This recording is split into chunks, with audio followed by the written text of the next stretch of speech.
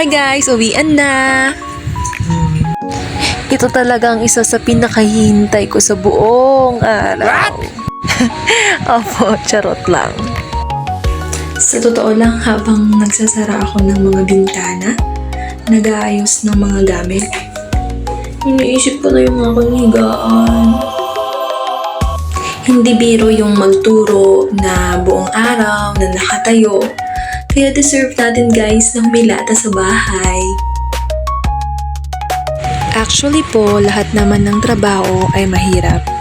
But if you love the things you do, hindi na siya nagiging ganun kabigat. At isa sa pinakamagandang experience ko at this moment of my life, hindi pa man ako nagiging nanay, but because of being a teacher, pakiramdam ko isa na akong ina. Nanay ng 24 na estudyante.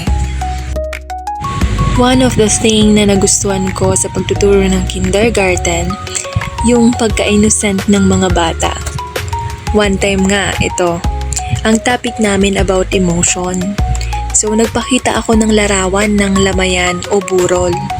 Tapos, bigla na lang may kumanta ng, "Di ba't sabi mo, di mo ko iiwan." So, yun, grabe talaga yung tawa ko that time, as in.